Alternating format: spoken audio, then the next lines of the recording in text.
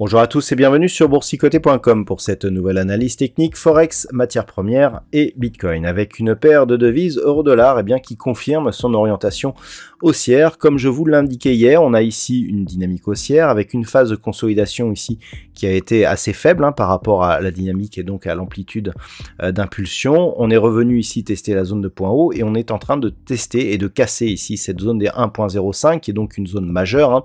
Je vous l'ai montré à de multiples reprises. Avec même le stress que l'on a eu donc sur le dollar qui est fortement monté, on a eu un contact ici sur la moyenne mobile 20 exponentielle et puis on a bien rebondi car au final, le dollar est redescendu et donc on persiste à osciller ici au-dessus de cette zone des 1.05. Donc comme je vous l'ai indiqué dans le live, on reste avec une perspective haussière sur cette paire de devises avec comme nouvelle perspective une poursuite en direction ici des 1.0635.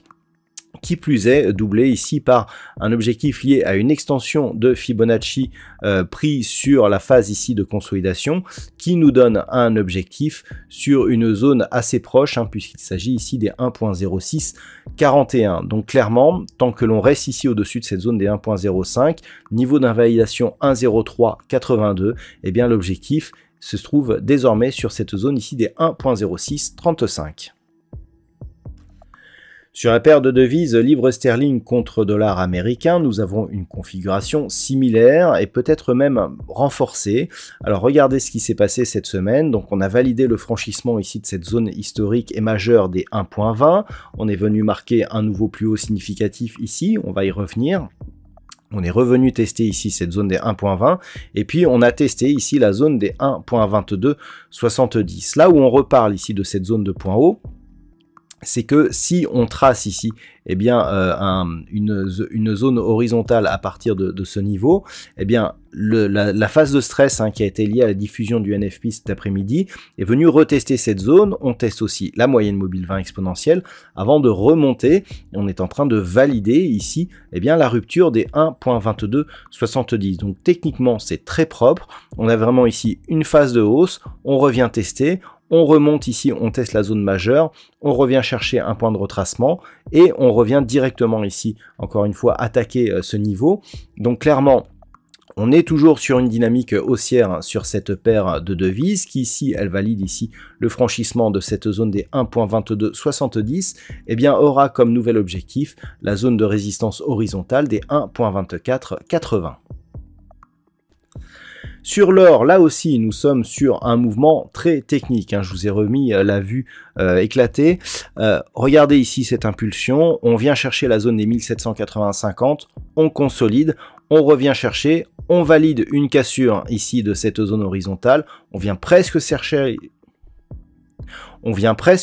ici la zone des 1807 avant de revenir tester encore une fois cette zone des 1780-50 qui s'impose bien ici comme niveau de support. On teste aussi la moyenne mobile 20 exponentielle et donc on reste au-dessus de ce niveau. Donc clairement, cela valide le franchissement de cette zone majeure des 1781,50 $ l'once.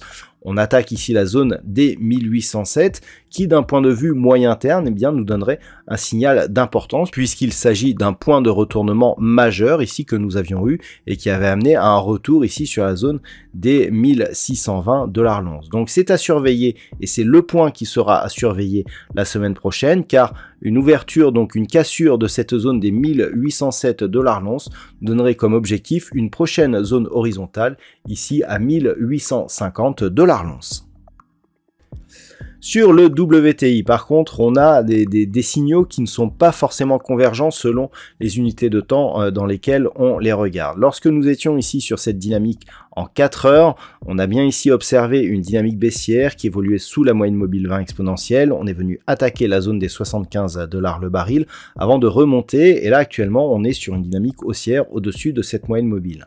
Maintenant, si on passe ici en daily, eh bien, on n'a pas du tout la même lecture, à savoir ici des cours qui ont tenté un retour au-delà des 93, on est venu tester 75, sauf que le rebond technique que nous avons depuis, d'un point de vue daily, reste sous cette moyenne mobile. Donc clairement, d'un point de vue moyen terme, on reste baissier. L'attaque de cette zone des 75 $ le baril n'a pas été invalidée par le rebond technique qui a suivi. Hier, je vous indiquais qu'il faudrait repasser au-delà des 84 $ le baril pour, je dirais, repasser dans un biais neutre. Pour l'instant, il semblerait que cette zone agisse comme niveau de résistance, ainsi que la moyenne mobile 20 exponentielle. Donc un retour ici sur 75 $ le baril n'est toujours pas exclu. D'un point de vue un peu plus court terme, on est toujours ici sur un signal de rebond, mais on atteint les limites de cette zone, sachant que là aussi, il faudrait casser la zone des 84 $ le baril pour vraiment revenir dans cette zone de neutralité. Donc, le retour dans cette zone de neutralité, il est possible, mais il faut valider ici un retour sur cette zone, voire une rupture de cette zone des 84. En attendant, on reste ici avec une dynamique qui est toujours orientée à la baisse, avec un risque possible de retour sous 75, et en cas de rupture, on serait sur un objectif à 70,40 $ le baril. Et puis enfin, au niveau du Bitcoin, peu de mouvements cette semaine. Nous sommes ici en unité de temps 4 heures. On peut voir qu'aujourd'hui, ça n'a quasiment pas bougé, malgré une belle volatilité sur le dollar que l'on peut voir ici sur cette bougie, mais très peu d'amplitude. D'un point de vue court terme, on reste ici sur un petit mouvement haussier, mais qui n'a aucune incidence sur la vue un peu plus moyen terme ici en daily, puisque le rebond technique reste encore une fois sous la moyenne mobile 20 exponentielle. Donc on a des rebonds ici qui viennent chercher une zone intermédiaire que nous avons déjà testée ici sur cette phase.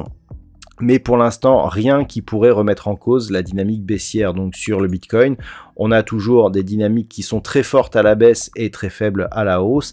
Et donc la perspective d'un retour ici sur 15 800 $ pour un Bitcoin n'est absolument pas à exclure. Ce qui fait que nous sommes toujours dans une dynamique baissière. Attention, la rupture ici éventuelle de cette zone de support nous donnerait des objectifs qui seraient proches des 14 400 $ pour un Bitcoin.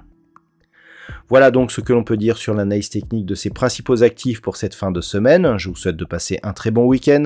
On se retrouve dès lundi prochain pour d'autres analyses techniques, toujours sur le site boursicoté.com.